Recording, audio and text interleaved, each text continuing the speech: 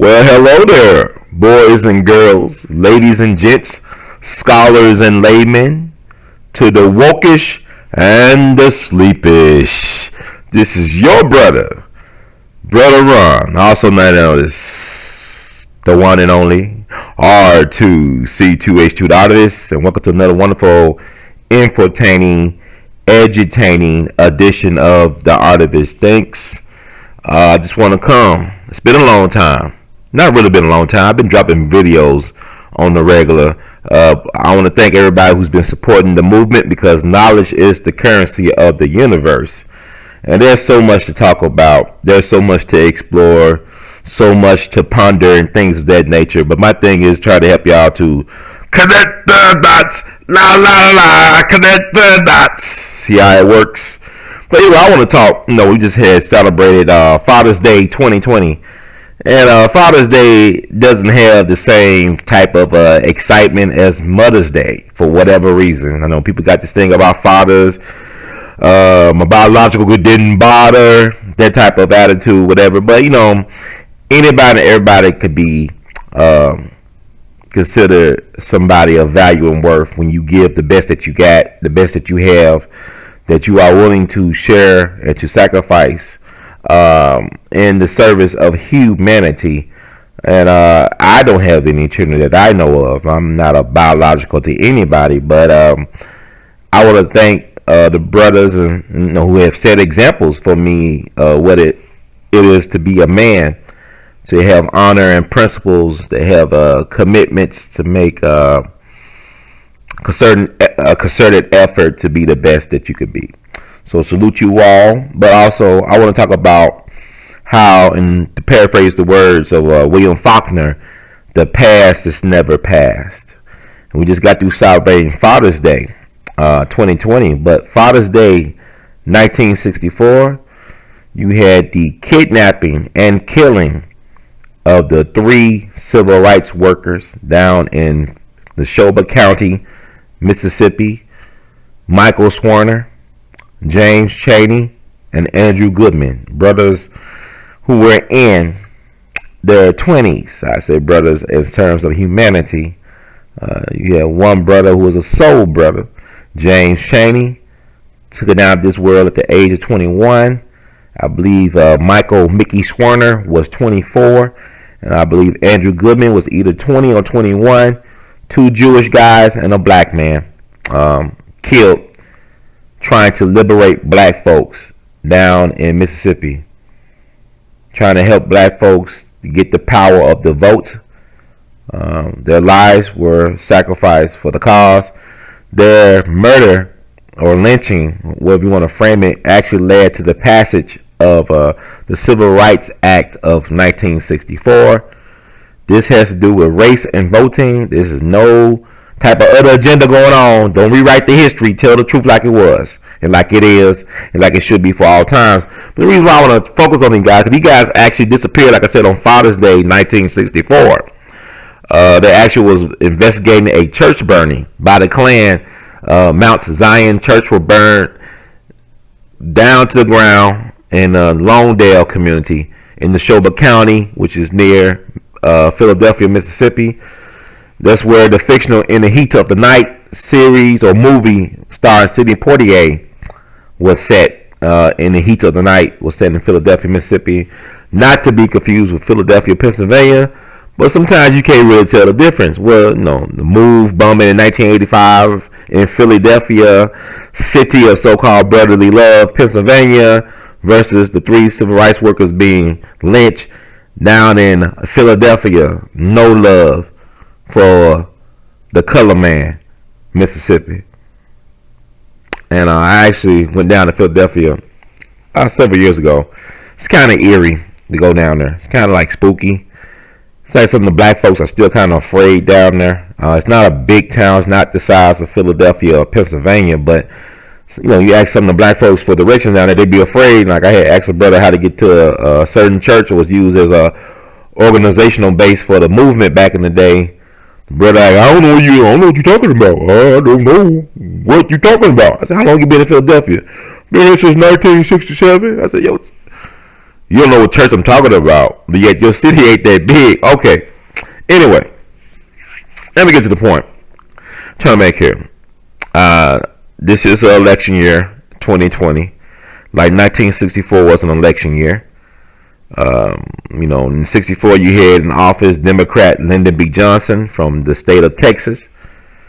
The origins of Juneteenth that we just recently acknowledged as a nation, which might become a national holiday by next year.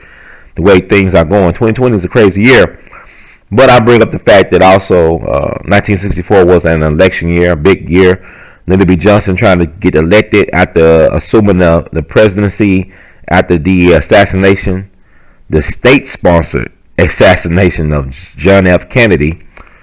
He's going against, I guess, Barry Goldwater. And these guys disappeared on the first day of summer, June 21st, 1964, which marked Father's Day. They was taken to jail by the police, by the sheriff department. The action was held in jail so that the Klan can organize and get their stuff together to get rid of these guys. So they was held. They were not allowed to make phone calls because ever so often they were supposed to check in with their people. CORE, the Congress of Racial Equality. Also, you had an organization that was like an umbrella organization for all the Mississippi freedom fighting groups down there called COFO. That's the what's COFO? The Coalition of Federated Organizations, I believe. COFO, it also included not only CORE but also SNCC, Student Nonviolent Coordinating Committee, as well as the NAACP. So you had different civil rights organizations all organized under the umbrella of COFO. So they did not make their phone call as scheduled, and the other organizers got panicked that they didn't make their phone calls. They were not allowed to make phone calls. Even when some of the organizers called the local jail and the jailer's wife answered the phone, I believe she lied to the person who called, because she didn't tell the truth because they were in jail, in her jail cell, waiting to be killed, which is unfortunate. Also, the organizers of Freedom Summer reached out to the FBI. The FBI was not interested in trying to find out what happened to these men. Imagine if they were interested from day one when they disappeared, they may have still be alive. They may have still been alive today, perhaps. But my understanding is that they arrested the 3 civil rights workers while James Chaney was changing a tire on the station wagon. Like the action wasn't speeding or anything like that, but I think Cecil Price, the deputy sheriff, arrested these men and held them against their will without allowing them to make a phone call. So they were released later on that night, I believe after 10 p.m. They were pulled over on the highway by the police, and by that time they were joined in a Klan caravan. Because people understand that the Ku Klux Klan been police. People talking about, this FBI report out here, these black news sites. The FBI said back in 2006 or something. No, the police always been the Klan. To make no mistake about it. Before that, they were the slave patrol. They never been a friend of the black people or community, so-called community in this country. They always been the occupying army, and so the sheriff ran the county. He was God of the county, and the sheriff department was infiltrated by the Klan. You had the sheriff, Lawrence Rainey. You also had the sheriff deputy, Cecil Price. These were Klansmen, or they were closely affiliated with the Klan. With several sheriff deputies, they were Klansmen. You just basically, it was a clavern. Philadelphia and Neshoba County was a very powerful clavern. The White Knights of the Ku Klux Klan was ran by a guy who was a Southern aristocrat named Samuel Bowers Jr. Samuel Bowers Jr., Navy veteran, World War II, a very intelligent guy, didn't like to get his hands dirty. He was affiliated with the Mississippi organizations like the White Citizen Council and the Mississippi Sovereignty Commission. This is the so-called white supremacist organization that controlled the state government. You got to look all this up. Take a look. It's all online. I'll tell you about a documentary called The Spies of the Mississippi. The Spies of Mississippi that you got to look up and check out online as well to get the background on that. But it was control from Washington, D.C. The cat that controlled all that, one of the most powerful politicians in the whole country, A guy named Senator James Eastland. Look up Senator James Eastland. Proud Dixiecrat, defiant segregationist to the end. I don't care what nobody say. His political record speaks for itself. And also the mentor of one Joe Biden. Yes, that Joe Biden who says if you don't vote Democrat, you ain't black enough. That Joe Biden. That's his mentor. That's somebody he learned how to do the things he did in the Senate in terms of becoming Mr. Crime Bill Joe. That's his mentor. He says it himself. He states it in print. He talks, flowery about James Eastland. But make no mistake about it, James Eastland was the power behind the Mississippi Sovereignty Commission, as well as the White Citizens Council of the state of Mississippi, the Magnolia State. So he has blood on his hands as well as legacy when it comes to the kidnapping and murder of Emmett Till, the assassination of Medgar Evers, the kidnapping and lynching of the 3 civil rights workers, Swerner, Cheney, and Goodman. So it goes all the way to D.C., to the halls of D.C. These guys were blood sacrifices for the cause on Father's Day, no less. As a matter of fact, what is said is that James Cheney was the only one out of the 3 who had a biological child. He had depending on your source, he was either 8 days old or 11 days old when he was kidnapped and murdered by these people, despicable people. He never had a chance to meet his daughter. This guy, at the age of 21, never met his daughter. He died without meeting his daughter. So getting back, the Klan pulled him over with the police, the sheriff. They escorted them to their death place. They were shot. The 2 white Jewish guys, Swerner was shot first, and I believe Goodman was shot next, and then they saved the worst treatment for last, that for James Cheney, being a black man from the South. They gave him the business. Unlike the other guys, they shot him in their chest from my understanding and threw him in the earthen dam pit that was dug for these guys. And with James Cheney, they actually beat him so bad that the coroner, his autopsy report, basically said that he had injuries and stuff associated with would be a high impact car crash. That's how bad they beat the brother James Cheney. They bashed his skull in and broke his bones. They really gave him the business, and they shot him. So he did all that, and then they shoot him and threw him in the earthen dam grave along with his 2 comrades. From my understanding, I believe Andrew Goodman was still alive when he was thrown, and they put 14 feet of Mississippi mud on them. They say they found, I guess, dirt in his nose and mouth, suggesting that he was still alive, or lungs, whatever. And they were buried. And a lot of people thought they were playing a game. It was a hoax. That they was kicking it up in New York. But the people who knew, James Cheney mom, Fannie Lou Cheney, who knew. Because, it was not unusual in the South when you have loved ones, like family members, especially men, would, say, I'm leaving, I'm going to the store or something, I'll be right back, and they never came back.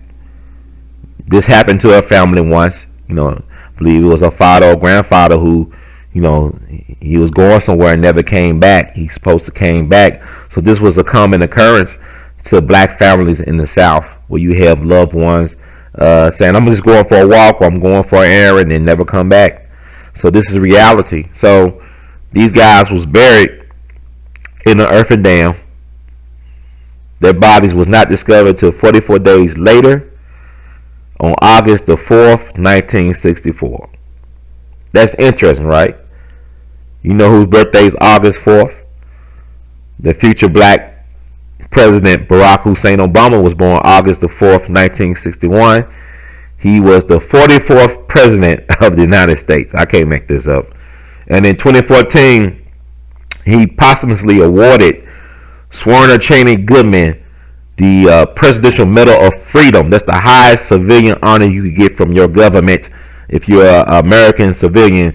The Presidential Medal of Freedom back in 2014 on the 50th anniversary of Freedom Summer and the lynchings of Swerner Cheney Goodman. So they actually discovered these guys' bodies on August 4th, Barack Obama's 3rd birthday. So that's something y'all should take a look. It's all online.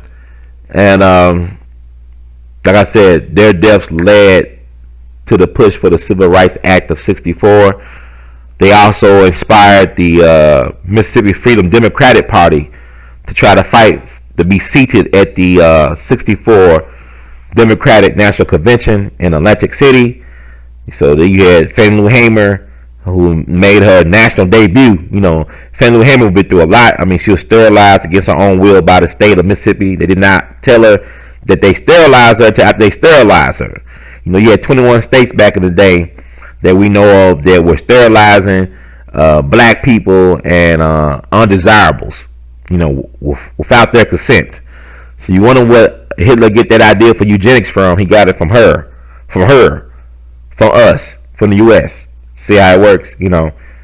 And so Lyndon B. Johnson actually was afraid of Fannie Lou Hamer because she was known for singing. She had a powerful singing voice as well. There's a powerful woman who didn't know she could vote until she was in her 40s. Spent most of her life on the plantation down south, but had probably more sense than so-called college-educated people when it came to fighting for civil rights and how to organize the people. But she would sing, and they televised her testimony, but they'll cut in and out on her testimony. I think Lyndon B. Johnson was told to create a press conference about nothing to take attention away from Fannie Lou Hamer when she was testifying before the Credentials Committee at the Atlantic City Democratic National Convention, right? So, I'm going to repeat this one more time. They were discovered 44 days later on August the 4th, their remains. Barack Obama, 44th president, birthday August 4th.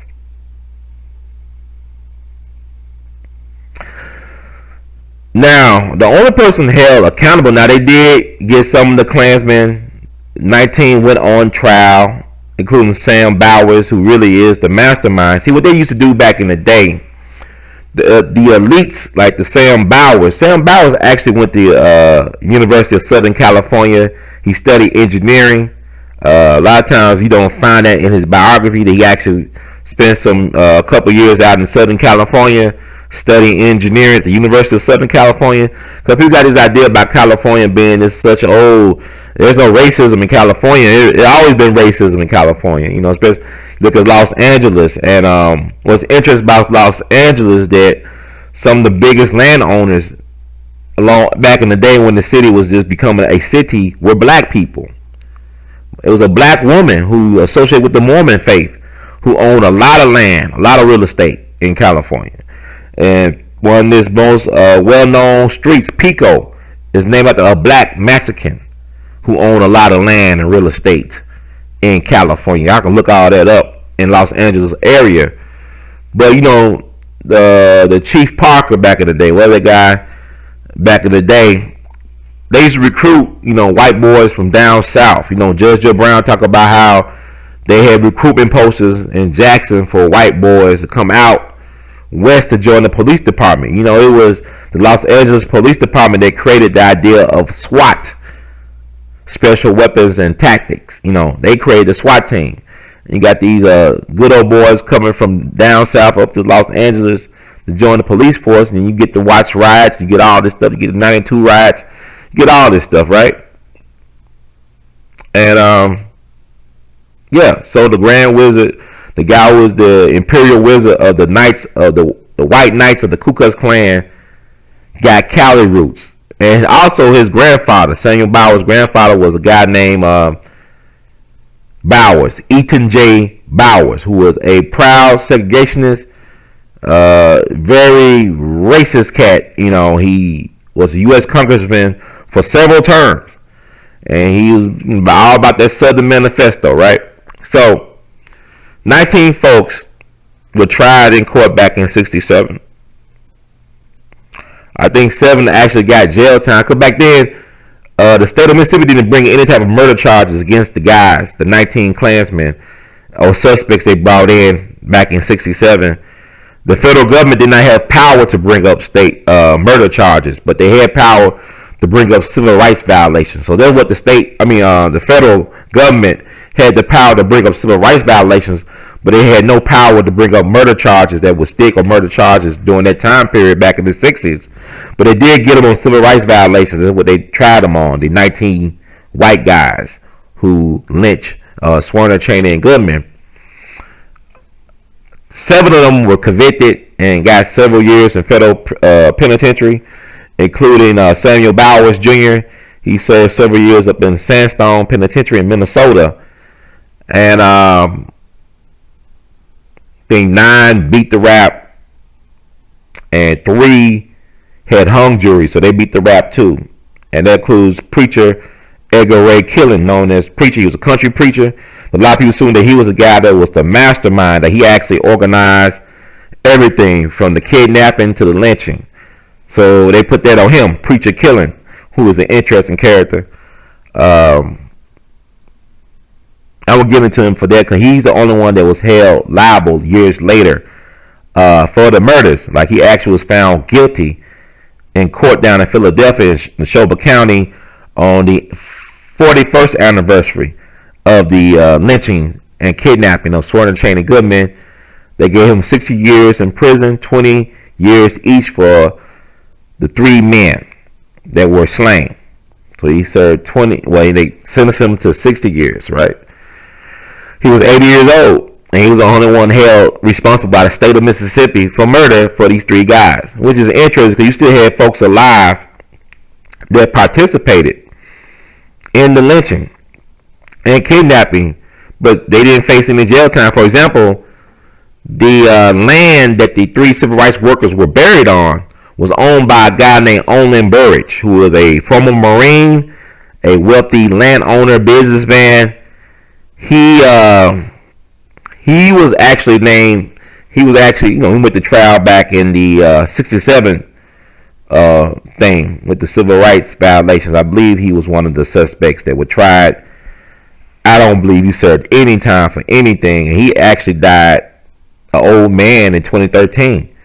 And I talk about they got Preacher Killen, June 21st, 2005. So they could have really went out to A.L.L Burridge, but he's a good old boy system. Like, it works a certain way. Sam Bowers Jr., the elite, Grand Wizard, Imperial Wizard, whatever you want to call him, the White Knights of the Ku Klux Klan, actually did go back to jail for the murder of grocer and civil rights activist Vernon Dahmer. Vernon Dahmer, who house was firebombed. He died from, inhaling all that smoke and whatnot. And he actually did go to jail for that. He was found guilty of masterminding the assassination of Vernon Dahmer. And he spent his last years in prison. I believe he died in 2006 at the age of 82. Y'all should check out a YouTube video that's available right now. Somebody did a 2-hour interview with Sam Bowers Jr. From the early 80s. It's interesting to listen to, just get his insight, because there's this stereotype of these so-called races being all peckerwoods and rednecks and backwoods. This guy was very intelligent, very well educated, and was very proud of his family heritage of hate. He really, he's from that Southern aristocracy. But like I said, with the White Citizen Council and the Mississippi Sovereignty Commission, they were ran by the so-called white elites, but they used the trailer trash, quote unquote, trailer trash boys to do all the dirty work as the garbage men and whatnot. They didn't like to get their hands dirty.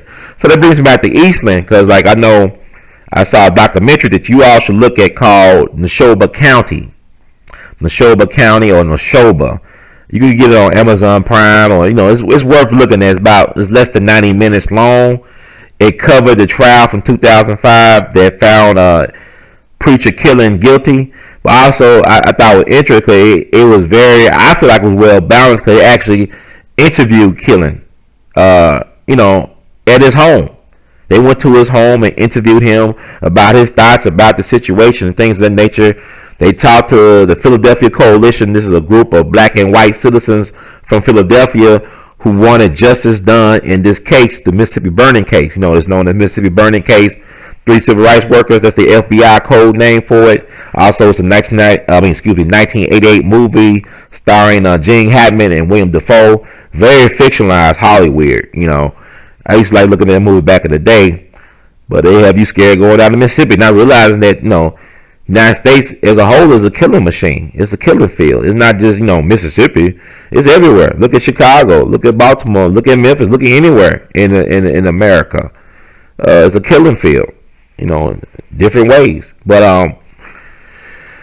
I was just people looking. They could also talk to the mothers of the victims as well. Like they were still alive. I said Fannie Chaney and then Carolyn Goodman, who was the mother of Andrew Goodman. They both died just a couple years, not that long after that.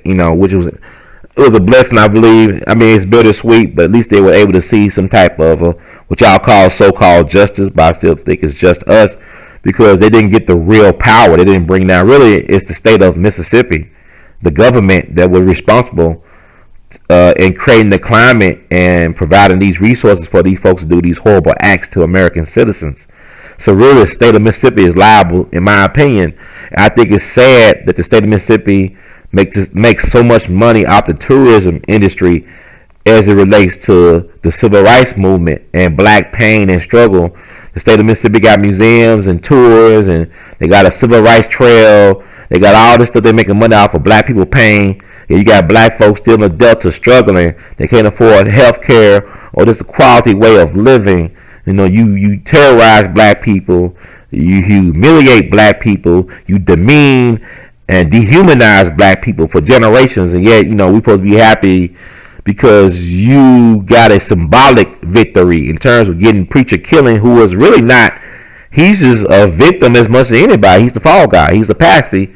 Because, like I said, this was orchestrated at the state level. But one thing in the documentary, bring him to Joe Biden. I know I'm just, he said, Brother Ron, I'm not feeling this. Okay, that's fine. I just want to put this out there because it's funny. Anyway, get back to, I want to show the Joe Biden connection to this. Like, in the documentary, in the show, Preacher Killing talks about how he just had great love and respect for Senator James Eastland. Yes, Senator James Eastland, Joe Biden's very close mentor, the person that helped him understand what it was to be a senator in the United States Senate. That guy, the guy that he brags about a lot while stumping for Democrats in predominantly black places like Alabama, Doug Jones, that Eastland, right? Well, Preacher Killing. He like to kill. Interesting name. He said that James Eastland was like a second father figure for him. That's how close he was to Eastland. He said he used to do errands and do things for Eastland. Put in work. I say put in work. You can say what you want to say about that. But he said he used to do things for Eastland to help him out in his in his vision, whatever. So but he said himself that Eastland was like a second father to him. And I can't get this enough out. James Eastland is no better to me than a Confederate general. In terms of, they got the James Eastland Memorial Highway or whatever down in Mississippi. To me, that's more offensive than having a Confederate statue. Because this is a man who allowed the murderers of Emmett Till to get away. This is the guy who created the climate, who provided the resources for the White Citizen Council and the Mississippi Sovereignty Commission to assassinate Medgar Evers in front of his home. This is the guy who helped curtail justice in getting the man responsible for kidnapping and lynching Swerner Cheney Goodman. It's all on his hands. Blood's on his hand, and guess what? He's connected to Joe Biden. So y'all keep on voting Democrat because you ain't black enough. You ain't black enough to be putting on earth and damn. Oh my God. But yeah. So there you go. I'm just connecting the dots for you all. Yeah, everything I'm saying, y'all can find online to back it up. You don't have to cape me. I'm not looking for no worship or anything like that. This is something that I feel like I had to put out there because I don't see a lot of folks focusing on these type of things. Like when people have talking points about why you don't support Biden or the Democrats. The Democrats, they created the Ku Klux Klan. They just took down the statue of Albert Pike. Y'all know I've been talking about the Albert Pike thing for years now. I went to see the statue of Albert Pike 2 years ago in D.C. It was right across the street from the courthouse where they have a statue of Abraham Lincoln. Right across the street. And they trying to clean up Albert Pike's reputation and stuff you can't really find on him. But know this, Joe Biden said that he may think about giving black folks reparations if you give Native Americans reparations. But think about this. Albert Pike, Scottish Rite, third degree Freemason, successful lawyer, and Confederate General of Native Americans who owned slaves. He was a Confederate General of members of the civilized tribes who fought for the Confederacy to hold on to their slaves. Y'all can look all this up. I'm not making this up. The founder of the Ku Klux Klan. Now they changing the information. Like I said, they scrubbing the internet. So especially the Freemasons, they don't want to admit that one of their revered, forefathers or whatever was a founder of the Ku Klux Klan. And he was a founder of the Ku Klux Klan. He also, was a member of the Know Nothing Party. Is that Know Nothings? Let's see, Know Nothing Party. I'm trying to look this stuff up.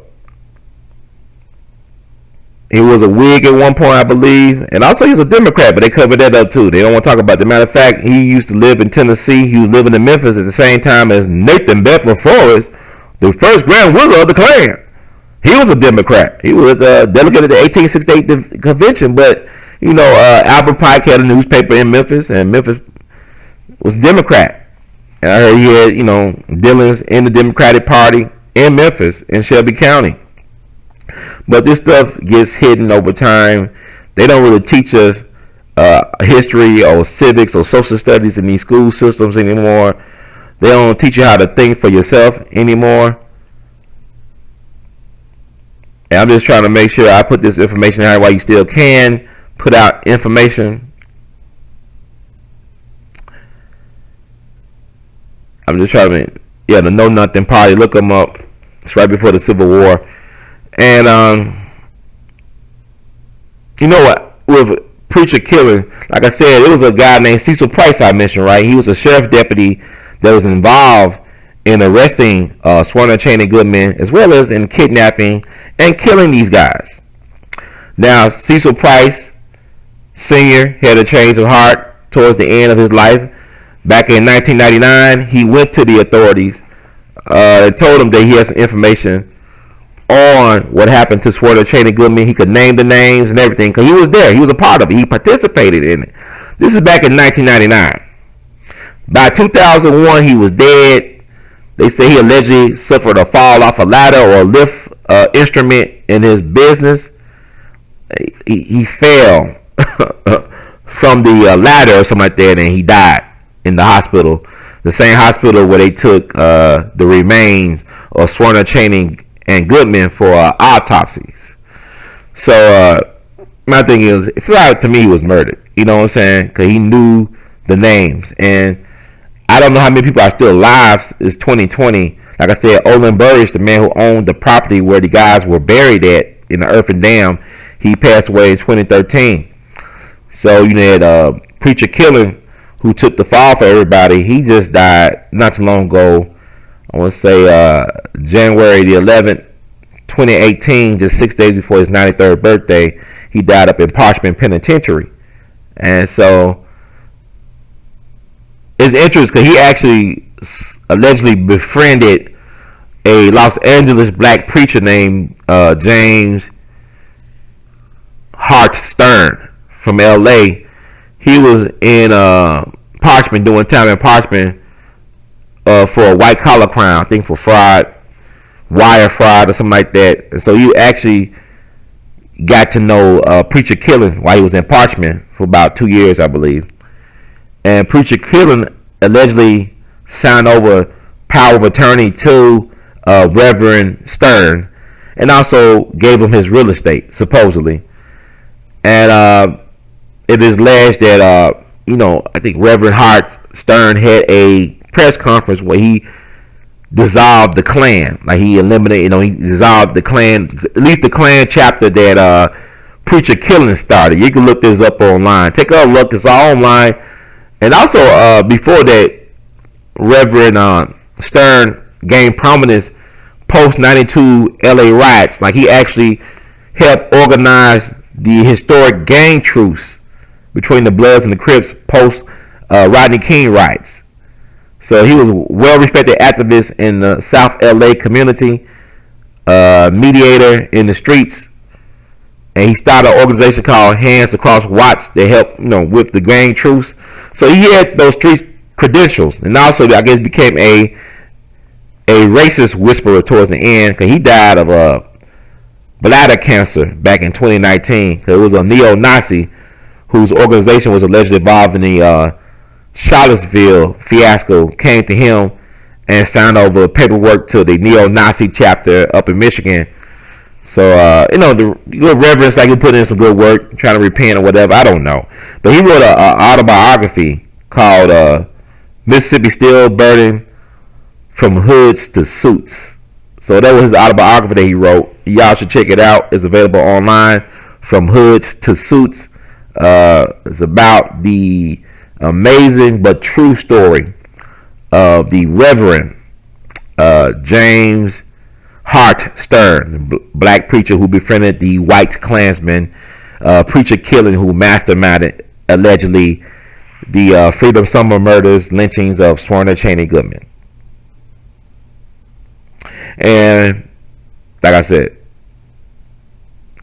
Dixiecrats ran the South. They ran the state of Mississippi. These are Democrats who were this committed racist, segregationists, and all this stuff. The Southern Manifesto. Look that up. The Southern Manifesto. I think that was created back in 1956. The key people behind the Southern Manifesto, the key vocal proponent was James Eastland, and one of the architects of the language of the Southern Manifesto was Senator John Stennis, also from Mississippi, also one of Joe Biden's mentors, right? He, was close to Stennis, James Eastland, and Strom Thurmond. He did the eulogy at Strom Thurmond's funeral. So this is who Joe Biden is. Crime Bill Joe, right? Just gotta let y'all know. Yeah, I want to add this as well. I think it's fascinating because we're in the middle of this Black Lives Matter thing going on, this movement, George Floyd tragedy, Rayshard Brooks, Breonna Taylor, so many people, black people, have lost their lives recently, and the battle cry has been Black Lives Matter. You take this back to 1964.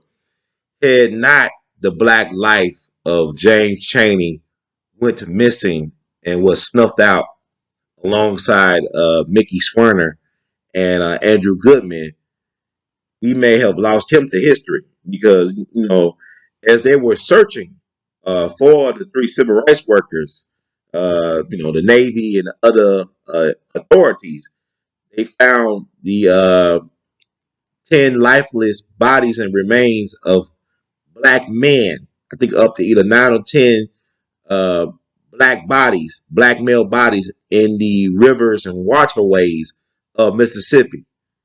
So, this is like I said earlier with Fannie Chaney. This is not unusual for a black man to go missing after promising to return home uh, from a errand or some chore. So you had 10 black bodies that were found, from according to some reports, and two in particular, Henry Hezekiah D and Charles Eddie Moore. These brothers were just looking for work. They was caught in the wrong place at the wrong time, and they were murdered by Klansmen, in particular law enforcement. A guy named James Ford Seal, who was a police officer as well as a Klansman. He was part of the Silver Dollar Clan, whatever they call it. You know, these clans got different names, like got different sets, like gang sets and stuff, like Crips and Bloods. Everybody got these different sets, different names. But I think there was a Silver Dollar Clan that murdered these brothers, Henry Hezekiah D.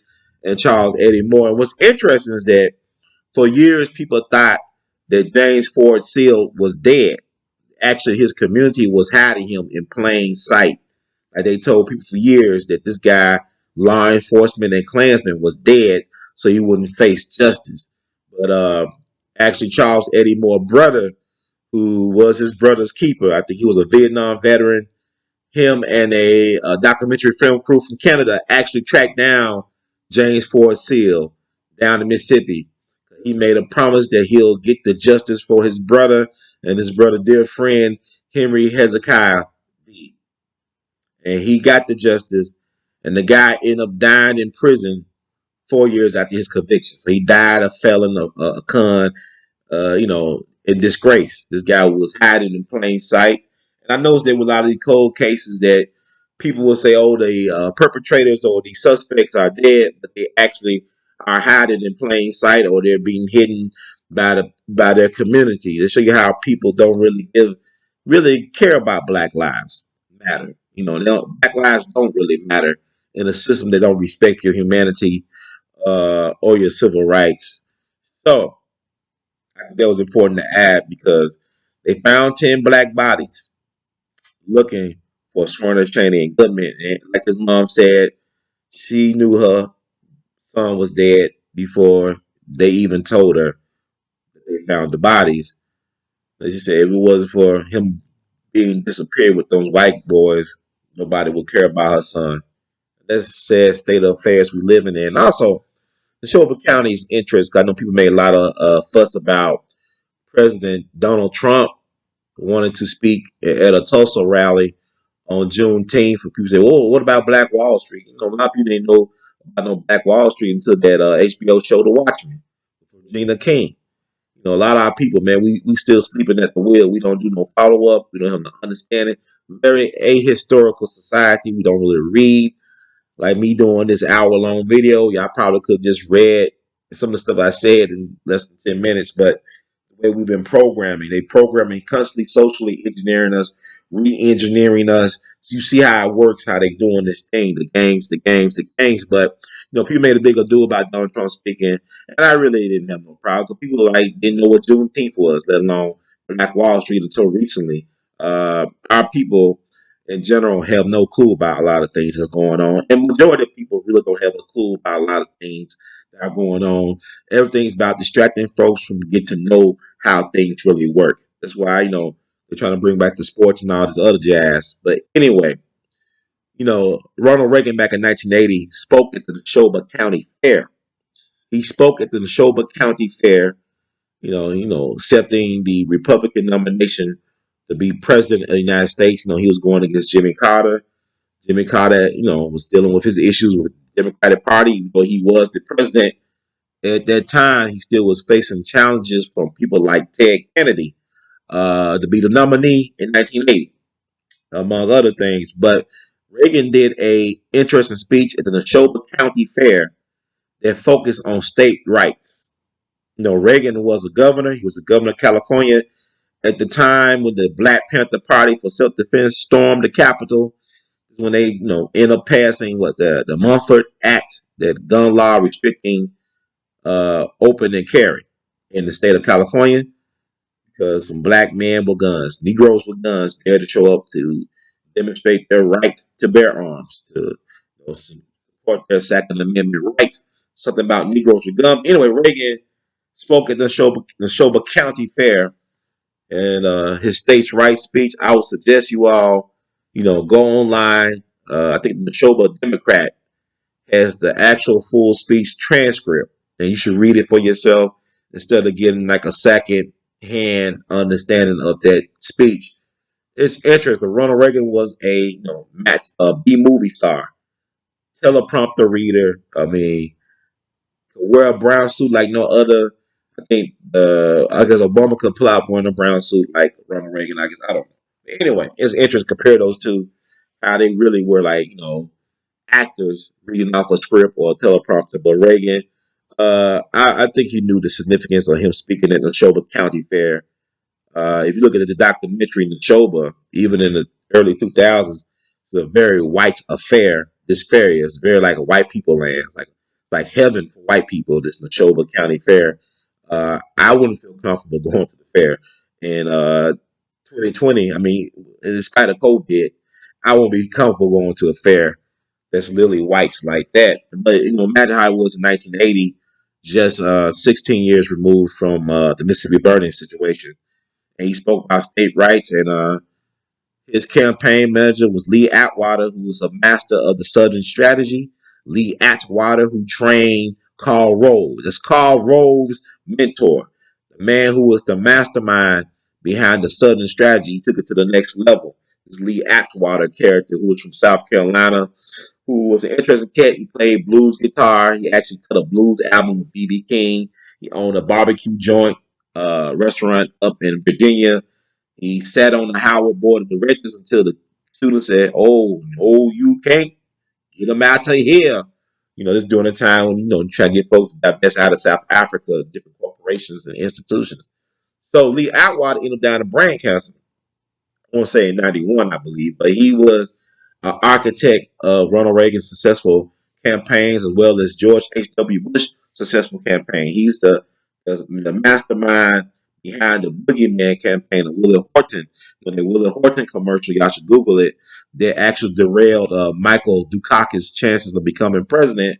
Michael Dukakis actually had a great chance of becoming president, but that Willie Horton commercial that focused on his prison furlough program going wild in Massachusetts, among other things, stopped him from becoming president. But Lee Atwater was the brain behind that. And he said something that was very significant when he talking about the Southern strategy. How you said back in 1954, you could use the N word, say N word, N word, N word. But today you can't say that and get away with it because times have and the sensibilities have changed. So you replace the N word with states' rights, states' rights, states' rights. We're still dealing with Civil War mentality today. As expressed, you look at the COVID-19, like you look at President Trump, he said, "I'm gonna let the state governments handle this quarantine business the way they want to handle it. We're not gonna, put a lot of federal government oversight on how the states handle this situation." Then you got some states saying we're not gonna quarantine. Forget all that. It's just like this never ending thing, man. It's all a game. It's all a game. But yeah. So take a look. It's all online. Check out Reagan's the Neshoba County Fair speech from 1980. And so this is why we do we all be, because we all be in it to win it. And the more you know, the more you can show others where they need to go to know some more. Okay, you see how it works? Somewhere. Yep, the games. So I guess that's it.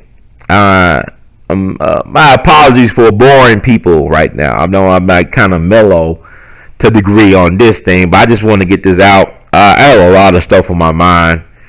The ancestors have been very busy with me, been telling me things to tell the people. I'm trying to connect with people, and also I'm just trying to balance my life out the best I can, like everybody else. It's been a crazy year, but like Dr. King said, he said human salvation lies in the hands of the creatively maladjusted. I am proudly creatively maladjusted, and I'm thankful and grateful that I can serve you all, and that some of y'all have received the messages I've been putting out in the world. Can you understand the words that are coming out of my mouth, man?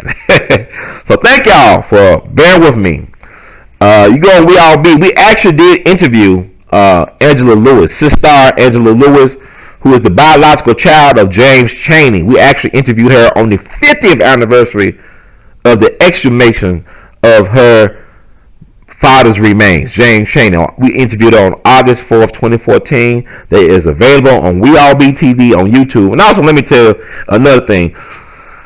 Dick Gregory lives, y'all. Dick Gregory, this is the time that he has talked about, and I'm like so humbled that I was able to know him for a little bit out of his amazingly long life of commitment to serving our people. He's connected to the Mississippi burning case. Like he actually, I think he heard about it. He talked about this on my show. I think he was over in Russia or somewhere overseas, and he heard about what happened in Mississippi, and he rushed back. He actually raised money to find out information about what happened to Swerner Cheney Goodman, and I believe the FBI matched that award, or they added to the award, which I think was the first time that the FBI ever offered any money to solve a crime in this history. If I'm not mistaken, y'all gonna look it up and verify. But Dick was a part of that because he actually knew where the bodies were before a lot of people did, and he threatened the FBI that if they don't, let people know where the bodies were located, if they didn't retrieve those bodies, he was gonna do a press conference himself. Now they give credit to a guy named Greg Scarpa, who is a hitman for the Colombo crime family. They said he was the one who found out the information about the whereabouts of the location of the bodies of Swerner Cheney Goodman. That's the popular narrative. Like, he came down to Mississippi. Like, they even fictionalized, or they dramatized. They dramatized him like a mob character or whatever, beating up a politician to get information about the whereabouts of the 3 civil rights workers in the movie Mississippi Burning. I don't know if it was, I think it was a black guy they used for that scene instead of actually an Italian guy. But Italians and blacks are very close, right? Italians are, they got an Ethiopian grandmother somewhere in their tree. The Moors and all that stuff. But anyway, that's the popular narrative, that the FBI allegedly brought in this mobster from New York to interrogate, make offers that these guys couldn't refuse in terms of giving up the information about where the 3 civil rights workers were buried. But then there's another narrative where Dick Gregory actually got up, reward money to find the information. He actually was able to find the information through other means besides intimidating and beating up people. Fact is stranger than fiction when he deals with black history and real history anyway. So yeah, Bobby Dick was involved in that. Like I said, he was the inspiration for Freedom Summer, just by what he did in Greenwood, Mississippi, bringing in all the supplies on his own, thousands of pounds of supplies. And I lost a friend 5 years ago, Sister Margaret Block, who was very active in the movement. Her brother was the legendary Sam Block. He was the field secretary of Northern Mississippi for the Student Nonviolent Coordinating Committee. He died under questionable circumstances back in 2000. He got an obituary from the Los Angeles Times, but we lost her 5 years ago around June 20th, which is my grandfather's birthday, my maternal grandfather's birthday. And I saw a video recently of her online, a tribute video, and she talked about how, Dick Gregory brought all that food to Greenwood, and how they took some food to this elderly black family. This elderly black man didn't know what they was going to eat, and then Sister Margaret and some people came and gave them the food that Dick Gregory delivered to the people of Greenwood, Mississippi. And that was their first time eating Velveeta cheese. They didn't know that cheese like that existed. But that's Bobby Dick speaking to me and to so many other people that, that the fight is never over. And like to paraphrase Frederick Douglass, without struggle, there is no progress. Without struggle, there is no progress. But you got to know what you're struggling for, and got to be for the right reasons. And it's got to make sense, and you got to develop and understand your moral compass. It's like, look at the documentary in the Shoba. Carolyn Goodman, the mother of Andrew Goodman, was upset. His father was upset. His mom was so upset that he chose to go down to Mississippi. But she also realized that he was raised to have a conscience. That if one person hurt, then we all hurt. If one person is not free, then none of us is free or are free. Like Fannie Lou Hamer would say. So they have that type of consciousness, but be willing to die for something that's bigger than yourself. It's like what Dr. King said, to paraphrase Dr. King: if a man is not willing to die for something, he isn't fit to live. So live your life like, you living for something that's worth dying for. And don't just be on the sidelines on every major thing or issue, but also be true to yourself. Find out what that is for you and do you. So thank you all for bearing with me, listening. If you like the words from Brother Herb, please spread the word. We All Be TV, YouTube. Also, you can support the movement. I thank you all who have been supporting. Y'all don't know, man. I'm paying off bills and just trying to stay ahead, as much as I can, like everybody else. But I still want to serve my people because I love my people.